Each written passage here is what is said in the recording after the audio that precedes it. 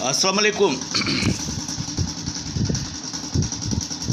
QIQ serial number 13 के साथ हाजिर हूँ असर उम्मीद लगारी। आए आज देखते हैं हम किन IQ के क्वेश्चंस को डिस्कस करते हैं। स्टूडेंट्स, आज क्वेश्चन नंबर 1 है, Aslam drives a car and he goes in east direction and covers a distance of 10 mile and then he turns to his right and then he turns to his left and travels 10 miles. Again he turns his left and covers 10 miles. The least distance as traveled by him will be dash. इसमें options दिए हैं students 30 mile A option है, B option में 10 = 5 mile and C option में 500 = 10 mile and D में है none. आइए देखते हैं कि इसका करेक्ट आंसर क्या होना चाहिए। सबसे पहले तो एक दफ़ा आप इस किस्म के सवाल के लिए पहली फुर्सत में आप एक डायग्राम बना देंगे और डायग्राम आपने बना दिया। स्टूडेंट्स, ये आपके पास इसका डायग्राम आ गया कि आपने यानी असलम ने 10 माइल्स एक सर्टेन डायरेक्शन में कवर किया है और फिर कहा है कि he turns to his left. तो लेफ़्ट कौन सा, मतलब एक पर्टिकुलर डायरेक्शन में जाने के बाद राइट जो है कौन सा होगा। जो मैंने फिगर ड्रा की है, अब राइट इस तरफ होगा और फिर लेफ़्ट इधर होगा, यानी ये राइट है और ये लेफ़्ट है। तो ये लेफ़्ट में जाता है, लेफ़्ट में कितने 10 माइल कवर करता है और फिर अगेन यानी इसकी फिगर में एक दफ़ा फिर बनाता हूँ। ये 10 माइल मैं 10m लिख रहा हूँ, आप समझ जाएंगे। ये 10m यानी 10 mile and again he turns to his left, यानी अब दोबारा ये इस तरफ जाएगा। एक दफ़ा फिर सवाल आप पढ़ लें। कितनी बार कहता है ही turns to his left. Aslam drives a car and goes in east, car से distance of 10 mile. Number 1 10 mile cover किए इसने, turns to his left. Number 2 10 mile and number 3 turns to his left again, ये 10 mile यानी 2 दफ़ा and turns is left 3 दफ़ा। तो ये पहले 10 माइल के बाद इसने कितने जो है वो डिस्टेंसेस यानी कितने डायरेक्शंस बदले हैं, ये हम यहाँ पर फिगर में शो कर रहे हैं। ये 10 माइल एंड लेफ़्ट में जाता है, 10 माइल कवर करता है और अगेन लेफ़्ट में जाता है, 10 माइल कवर करता है और फिर अगेन लेफ़्ट में जाता है, 10 माइल कवर करता है। तो ये जहाँ से पहले निकला था यानी जहाँ से ये गया था, स्टार्ट किया था इसने सफ़र, उसी पॉइंट पर दोबारा पहुँचा है। 3 टाइम्स अगर लेफ़्ट में टर्न हो जाए तो इसका मतलब आप ओरिजिनल पोजीशन पर पहुँच गए। यानी फ़र्स्ट जर्नी में आप किसी एक पर्टिकुलर डायरेक्शन में गए, उसके बाद बार बार आप यानी 3 बार आप लेफ़्ट में टर्न हुए। जब 3 बार लेफ़्ट में टर्न होंगे तो आप ओरिजिनल डायरेक्शन पर आ गए और फिर इस केस में आप ओरिजिनल डायरेक्शन पर जब पहुँचे, ओरिजिनल लोकेशन पर पहुँच जाएंगे अगर फासले तमाम के बराबर हैं। फासले तमाम के बराबर हैं का मतलब कि ये तमाम आप देख रहे हैं कि डिस्टेंसेस 10 के यूनिट में है, यानी फासले का मैग्नीट्यूड जो है वो तमाम का बराबर है। तो इस केस में आपका डिस्टेंस जो रहेगा ओरिजिनल, जो रिज़ल्टिंग डिस्टेंस रहेगा वो 0 माइल रहेगा, क्योंकि आप ओरिजिनल लोकेशन पर पहुंच गए हैं। ये पूछ रहा है आपसे what is the least distance he travelled from his origin. तो ओरिजिन से जो लीस्ट डिस्टेंस है वो कौन सा बन रहा है, ये इस केस में आपके पास इसका ऑप्शन क्या होगा, नन। अच्छा स्टूडेंट्स, इसमें बाज़ औक़ात ऐसे सवाल में क्योंकि इसने जो ऑप्शन 30 माइल दिया है, कुछ स्टूडेंट डायरेक्ट सबको जमा कर देंगे तो 40 होना चाहिए, 40 का ऑप्शन भी आ सकता था। 30 माइल का ऑप्शन दिया है, इसके बाद 10 = 5 माइल का ऑप्शन दिया है। तो ये 10 = 5 माइल का जो ऑप्शन दिया है वो किस हवाले से दिया है ये भी मैं समझाता चलूँ आपको। तो स्टूडेंट्स, असल में इसने ये 10 माइल कवर किया डिस्टेंस अगर इसकी फिगर यूँ बना ली जाए, ये भी 10 माइल का डिस्टेंस कवर किया और फिर यहाँ से आप इस तरफ चले गए, 10 माइल का डिस्टेंस कवर किया।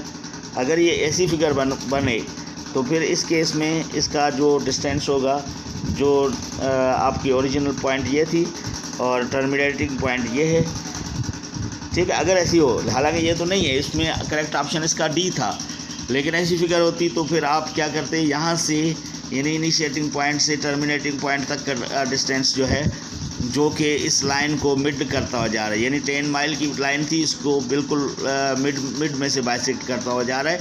यानी 5 ये जो छोटा ट्रायंगल बना, इसका बेस 10 माइल का है और ऊपर जो है वो 5 माइल है, यानी ये ट्रायंगल, इसका हाइपोटेन्यूज आपने मालूम करना है। फिर दूसरा ट्रायंगल ये बना, ये 10 माइल है और ये इसका वर्टिकल में 5 माइल है, यानी इसका भी हाइपोटेन्यूज 5 आपने मालूम करना है। तो 2 ट्रायंगल हैं, इन दोनों के हाइपोटेन्यूज जो है वो मिलाकर जमा जो करेंगे तो उनका जो रिजल्टिंग डिस्टेंस होगा वो आपका रिजल्टेंट कहलाएगा। तो इसी तरह आपको जो कैलकुलेट करना है वो ये डिस्टेंस कैलकुलेट करना है। तो जब इसकी बात करेंगे तो पाइथागोरियन थ्योरम आप लगाएंगे।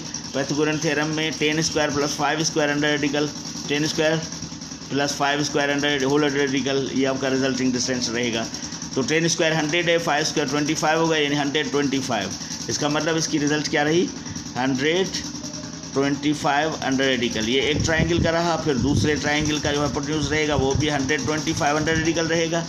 तो स्टूडेंट्स ये दोनों जब जमा करें आप, तो टेक्निकली आपके पास इसका जो रिज़ल्ट आना चाहिए, ये 250 जो आप समझ रहे कि दोनों को जमा करेंगे तो अंडर रेडिकल वाले कॉमनली जमा हो जाएं और ये 250 हो जाए, ऐसे नहीं होगा, ये गलत हो जाएगा। तो इसमें दोनों को जमा करें और या फिर आप इन दोनों के रेडिकल निकाल लें, यानी ये 5 अंडर रेडिकल 5 प्लस वो भी 5 अंडर रेडिकल 5, तो ये 5 प्लस 5 यानी यूँ समझिए 5x प्लस 5x क्या होगा, 10x होगा। तो इसकी रिज़ल्ट क्या बनी, 10 अंडर रेडिकल 5, यानी दोनों का जमा क्या बना, 10 अंडर रेडिकल 5 बना। तो स्टूडेंट्स यही जो तरीक़ेकार अख्तियार करके आपने इसको कैलकुलेट करना होगा, यानी इसमें ऑप्शन जो 10 अंडर रेडिकल 5 दिया हुआ था वो इस एग्जाम्पल के लिए दिया हुआ है।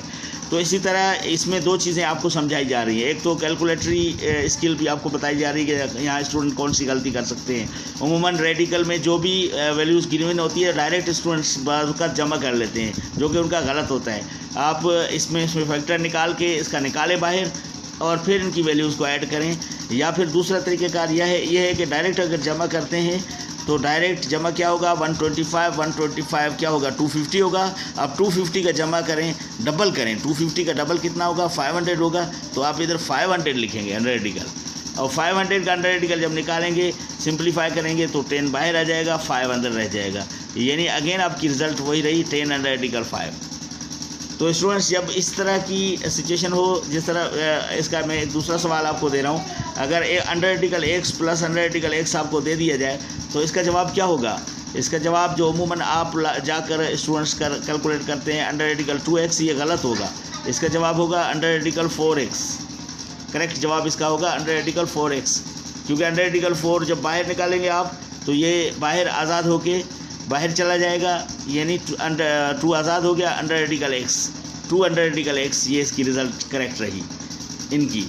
यानी ये इसकी वैल्यू जो हम लोग यहाँ पर ये देते हैं ये गलत होता है, जबकि इसका करेक्ट सही जवाब क्या है, अंडर रेडिकल 4x है।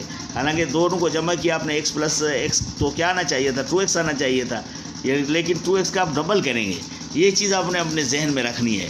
या फिर रेडिकल के अंदर देते हैं, अगर रेडिकल के बाहर रखते हैं तो वेरी सिंपल फार्मूला ये है कि आप इसका भी कोएफिशिएंट ले लें, इसका भी कोएफिशिएंट ले लें, दोनों के कोएफिशिएंट जमा कर लें और अंदर जो भी है एज इट इज़ 1 टाइम लिख देंगे, यानी अंडर 1 + 1 2 आ गया अंडर रेडिकल x।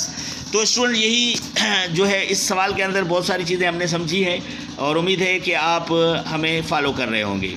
तो स्टूडेंट्स इस तरह ये आपके पास क्वेश्चन नंबर जो हमने डिस्कस किया, ये क्वेश्चन नंबर 1 था। एक दफ़ा फिर मैं दिखाता हुआ आपको चलूँ, ये क्वेश्चन नंबर 1 था जिसका करेक्ट आंसर आपने डी चुना था। और फिर इसी तरह क्वेश्चन नंबर 2 है, Aslam travels 5 kilometer in west, turns is left, travels 5 kilometer, turns is left, travels 5 kilometer, and again turns his left, travels 5 kilometer.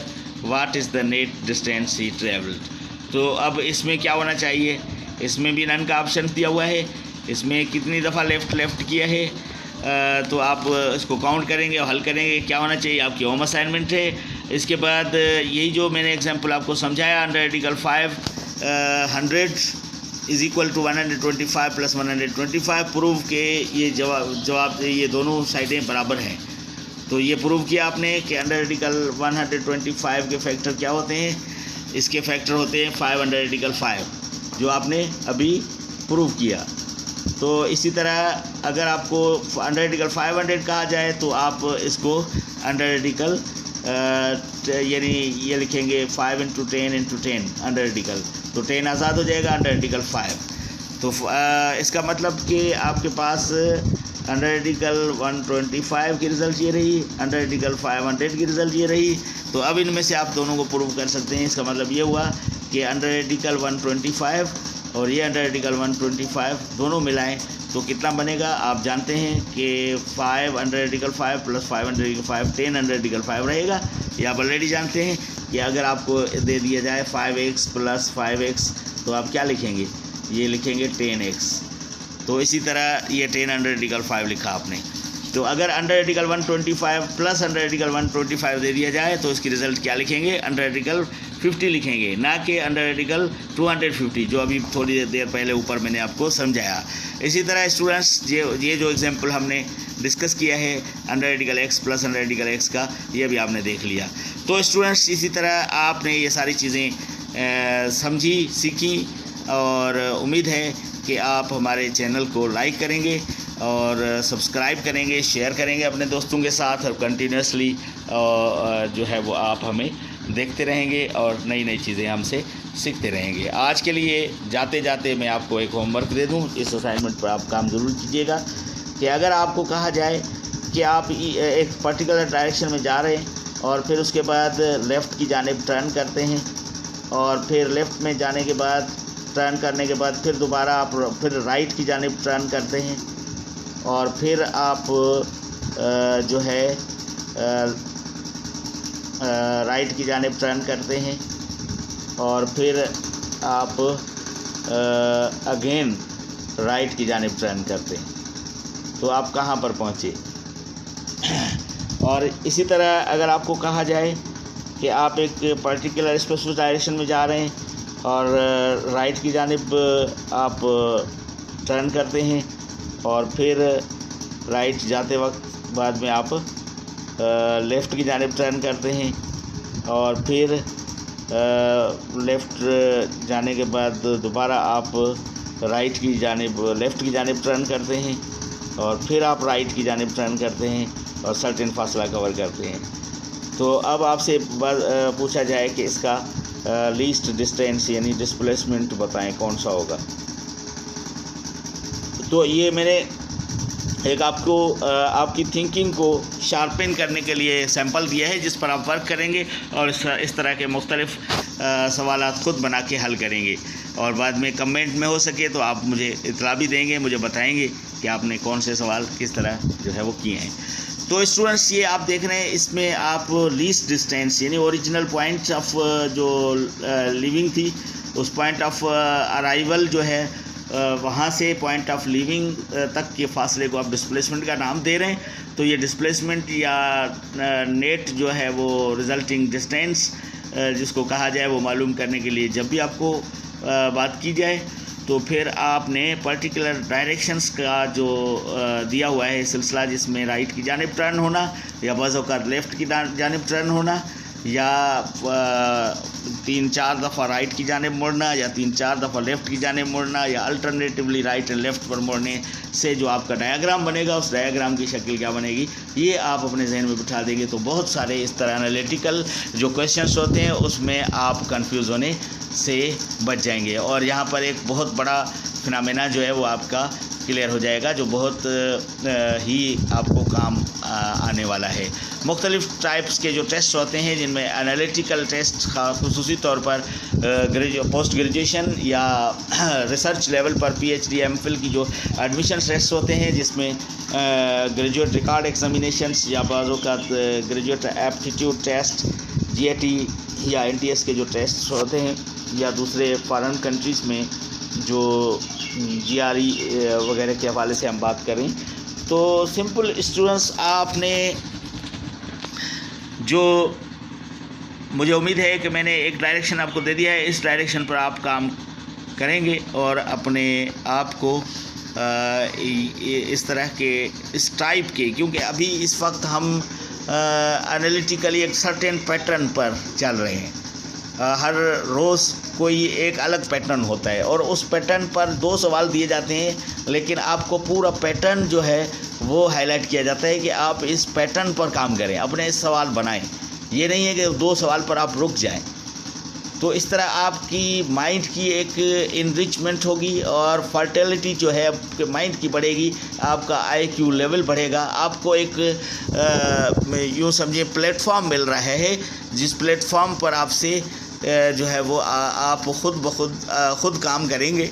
ये नहीं है कि सिर्फ 2 सवाल देखने के बाद आप समझ लिए और ये काफ़ी होंगे। तो इस तरह आपकी जो है वो मेमोरी बढ़ती जाएगी, आपकी स्किल भी बढ़ती जाएगी, आप में सवालात बनाने की सलाहियत बढ़ेगी और बने हुए सवालात के जवाब फौरी तौर पर ढूंढने की सलाहियत भी बढ़ेगी। तो हम यहाँ पर रुकेंगे अगली वीडियो के इंतज़ार में। स्टूडेंट्स, अल्लाह हाफिज़।